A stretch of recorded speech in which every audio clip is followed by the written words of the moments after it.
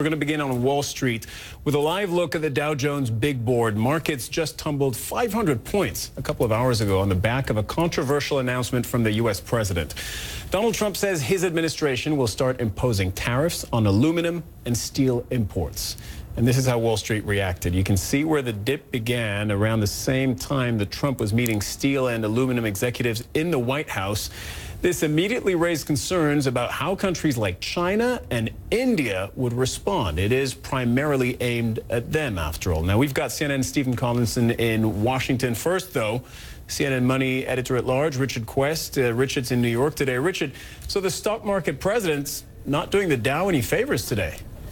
No, and it was the way in which it was announced in the middle of a meeting with steel leaders. We'd been specifically told that there would not be any announcement on tariffs today, and then just by the wayside, President Trump announced he would be announcing these 25% tariffs sometime next week. Normally, with tariffs of this nature, you would make certain that you have all the I's dotted and T's crossed. You would have a handout showing which is to be affected, which countries are affected, what the effects are likely to be for the economy. None of that took place today. Instead, all it has done is raise threats and worries and concerns over protectionism. And the market, Cyril, the market, which had already been uneasy throughout the course of the morning, fell out of bed. And to be clear, when the U.S. president says he's going to impose tariffs on steel and aluminum imports, this is basically a byword for, well, I might start a trade war. Well, he effectively does start the trade war. Steel and aluminum are amongst the most controversial and significant parts of the economy. The last time steel tariffs were used was by President Bush in the early 2000s, and those tariffs lasted just 1 year because they worked against. They put the price of steel up. They didn't help domestic manufacturing. They were widely regarded by the then WTO, or the equivalent thereof, as being illegal. So you don't just launch steel tariffs on such a major, important part of any economy in such a fashion.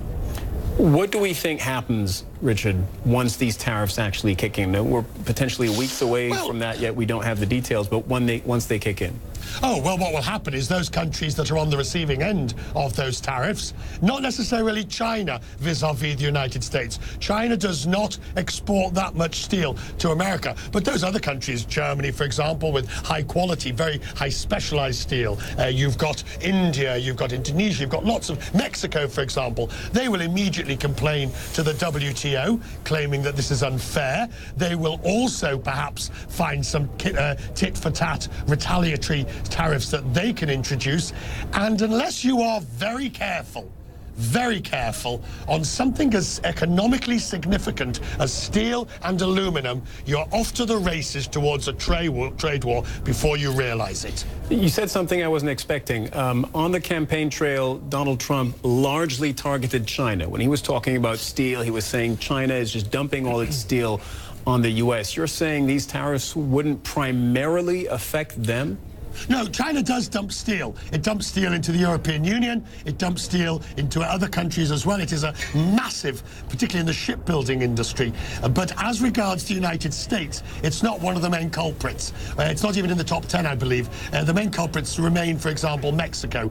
And that's another reason for this whole steel mess with tariffs. You're now starting to complicate and confuse the NAFTA negotiations, which are already teetering on the edge. So put this together. You've got solar tariffs. You've had various other measures taken. You've got TPP withdrawn. You've got NAFTA negotiations just about the point of collapse. And now you add in steel and aluminum.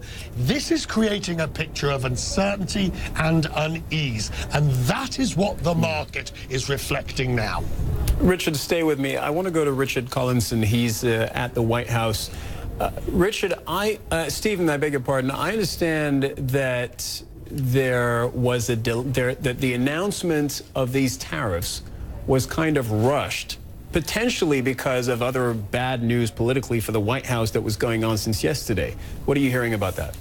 Right, I think there's a very strong suspicion that the timing of this announcement was brought forward just because of the absolute turmoil that's swirling around the White House from multiple sources, from the Russia investigation to personnel issues with the resignation of the president's confidant, Hope Hicks, all sorts of other issues going on. It looks very much to a lot of people that the president has had enough and wants to change the subject. Now, of course, that raises the big question of whether the president is risking a trade war, global turbulence, economic fallout, just to get himself out of a political hole.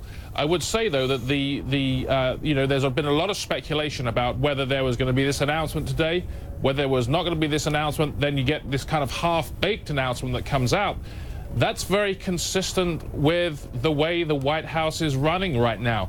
It's turning into a bit of a governing debacle, and it's very difficult to see how the turmoil and the sort of churn inside the West Wing is now not going to affect the United States on the world stage in a very significant manner. But, Stephen, we should also point out that policy-wise, substance-wise, this is also totally consistent with what President Trump, candidate Trump, said throughout his campaign.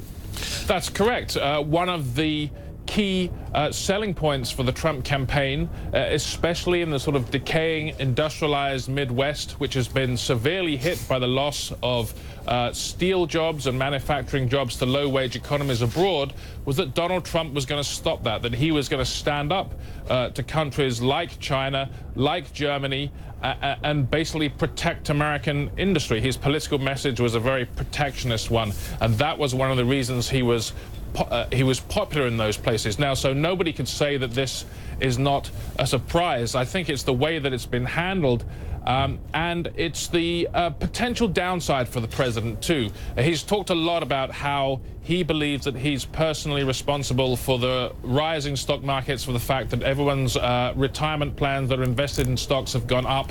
The economy is one of the few things that are actually going well for this White House. We have midterm elections coming up in November, which are generally seen to be quite contingent on how well the economy is doing. So if the president does indeed go ahead and trigger a global trade war with vast economic consequences at home and abroad, he's also putting his political fate a little bit on the line, but you balance that, as you said, against the fact that he's pleasing the people that sent him to the White House in the first place.